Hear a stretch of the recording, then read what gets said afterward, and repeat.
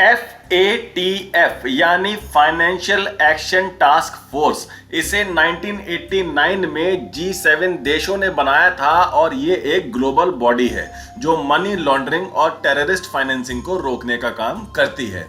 FATF के अपने standards हैं इलीगल मनी ट्रांजैक्शन को ट्रैक करने और उसे रोकने के लिए, और अपनी फाइंडिंग्स के आधार पर यह देशों को निर्देश भी देता है अपनी रिकमेंडेशंस को मानने के लिए।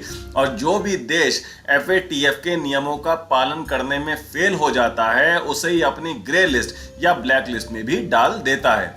ग्रे लिस्ट एक तरह से फाइनल वार्निंग की तरह होती है कि आपके पास ये आखिरी मौका है सुधरने का, और अगर फिर भी कोई देश नहीं सुधरता तो FATF उसे अपनी ब्लैक लिस्ट में डाल देता है और बस यहीं से असली खेल शुरू हो जाता है।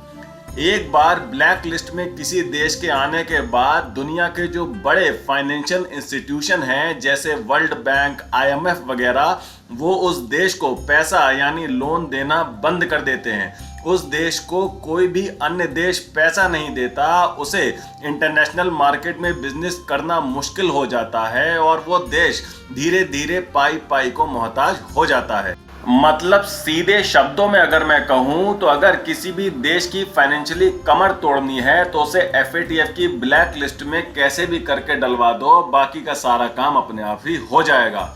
और यूक्रेन ने भी यही कोशिश की थी पिछले हफ्ते।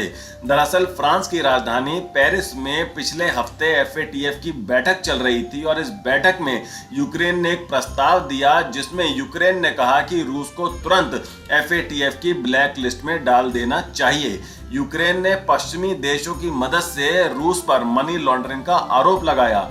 यूक्रेन ने कहा कि रूस अवैध तरीके से पैसे कमा रहा है और इन पैसों को वो दुनिया को ऐसे दिखा रहा है जैसे कि ये धन रूस ने अंतर्राष्ट्रीय कानूनों का पालन करके वैध तरीके से कमाया हो, और रूस इन पैसों का इस्तेमाल कर रहा है यूक्रेन के खिलाफ युद्ध लड़ने के लिए। इसीलिए रूस को तुरंत FATF की ब्लैक लिस्ट में डालना चाहिए। अब यूक्रेन ने प्रस्ताव तो दे दिया, अपने प्रस्ताव की वकालत भी बहुत की, लेकिन वो अपने प्रस्ताव के पक्ष में कोई ठोस सबूत नहीं दे पाया। पश्चिमी देशों के हिसाब से ये सबूत पर्याप्त थे रूस को ब्लैकलिस्ट करने के लिए, लेकिन रूस के सभी मित्र देश जैसे चीन, साउथ अफ्रीका, ब्राजील और यहां तक कि सऊदी अरेबिया ने भी इस प्रस्ताव का विरोध किया। अब सबकी निगाहें भारत की ओर टिकी थीं कि भारत इस पर क्या कहता है, क्योंकि भारत इस समय दुनिया में इकलौता देश है जिस पर पश्चिमी और गैर पश्चिमी देश सभी भरोसा करते हैं। अंतर्राष्ट्रीय मंचों में भारत की आवाज बहुत मायने रखती है और अब तो स्थिति ये है कि भारत आज की डेट में जिस ओर चला जाता है उसी पक्ष का पलड़ा भारी हो जाता है। और इस बार फिर से भारत ने रूस से अपनी दोस्ती निभाई और इस प्रस्ताव का विरोध किया, जिसके बाद यूक्रेन का रूस को ब्लैकलिस्ट करवाने का प्रस्ताव फेल हो गया और रूस ब्लैकलिस्ट होने से बच गया। असल में यूक्रेन इस समय हड़बड़ाया हुआ है क्योंकि रूस ने यूक्रेन की जो जमीन इस युद्ध में कब्जा कर ली है वो उसे नहीं छुड़वा पा रहा है, और इसीलिए उसने रूस के कुर्स्क रीजन में कुछ रूसी जमीन पर कब्जा कर लिया, जिससे अगर रूस के साथ कभी समझौता हो तो वो कुर्स्क की जमीन के बदले अपनी जमीन रूस से वापस मांग सके। लेकिन क्योंकि अब कुर्स्क में रूस बहुत एग्रेसिव होता जा रहा है और नॉर्थ कोरिया की सेना भी रूस पहुंच गई है इस युद्ध में रूस का साथ देने के लिए, तो यूक्रेन की पकड़ अब इस युद्ध से ढीली पड़ती जा रही है। यूक्रेन की बौखलाहट का आलम अब यह है कि उसने संयुक्त राष्ट्र महासचिव एंटोनियो गुतेरेस की यूक्रेन दौरों को भी अब रद्द कर दिया है, क्योंकि एंटोनियो गुतेरेस अभी ब्रिक्स सम्मेलन में शामिल हुए थे और उन्होंने रूस के राष्ट्रपति पुतिन के साथ एक फोटो भी खिंचवाई थी।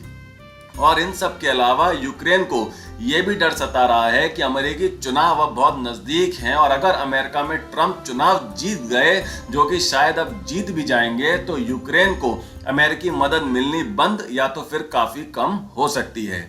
इसीलिए अब यूक्रेन ने सोचा कि FATF की मदद से रूस को ब्लैकलिस्ट करा दिया जाए, पर उसका यह दाव भी भारत और अन्य रूसी मित्र देशों के कारण फेल हो गया।